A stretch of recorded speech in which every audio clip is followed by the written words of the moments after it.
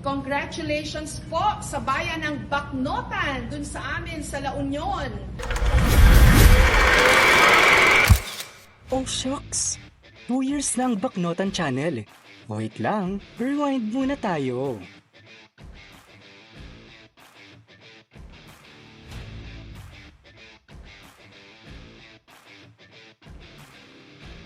Balikan natin kung paano nagsimula ang lahat. November 2022.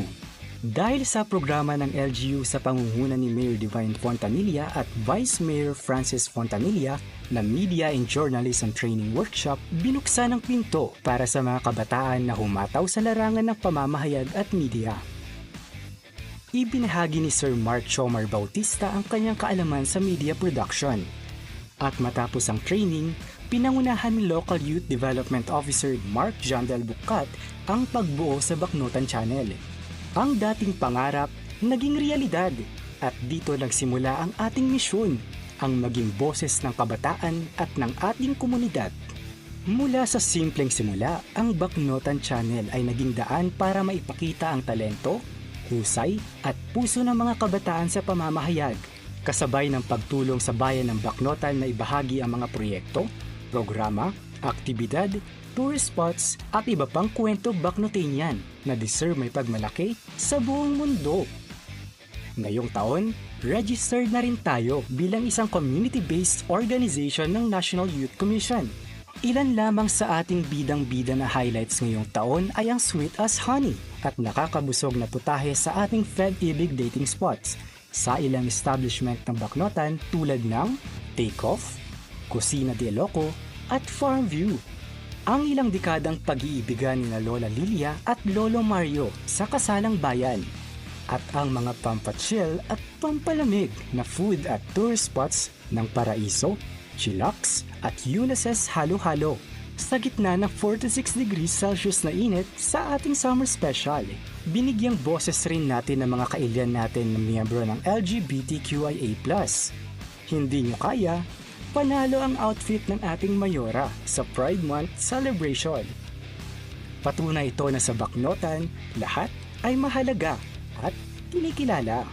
Bidang-bida ang ating coverage ng kauna-unahang linggo ng kabataan Youth Camp dito sa beautiful town ng Bacnotan dahil kinaya natin ang same-day edit noong LNK 2024. Itinampok din natin ang mga kwento ng surfers at kung paano sila nakatutulong na mapanatiling zero drowning incidents ang ating bayan.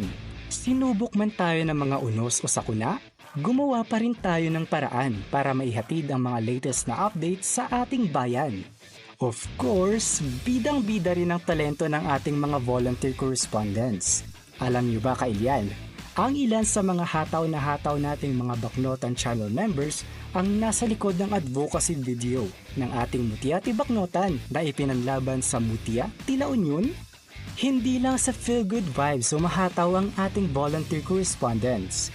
Gina ring sinabak ng Bacnotan Channel ang entries ng Sibol at Techgi para sa Docubata 2024, kung saan ang panghuli ay nakaabot pa sa top 15 sa buong Pilipinas. Aming salamat sa mga nakisaya sa ating gimmick gaya ng Finding Hearts, Finding Bees, at Finding Waves sa ating mga episode. Mas lalo pang lumalawak ang ating reach.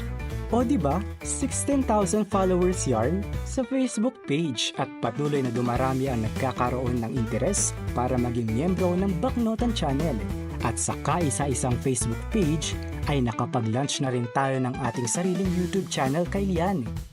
But wait, hindi rito tumitigil ang paglago ng ating komunidad. At sa ating ikalawang taon, we're proud to present the TikTok account of Bacnotan Channel. Para mas lumakas pa ang ating boses at mas marami pa tayong mga kailian na makanood ng ating mga kwento. Agyaman kami kailian, ngayon, bukas, at sa mga darating pang araw. Kami ang inyong Bacnotan Channel, patuloy na humahataw at mas lalo pang maghahatid ng tuwa at inspirasyon sa paglaki ng ating organisasyon. Sana ay kasama pa rin namin kayo. Sumusubaybay at walang sawang ipinibida ang ating beautiful town of Bacnotan. For more years to come, Bacnotan Channel family. Happy anniversary, Bacnotan Channel! Pataw, Baknotan.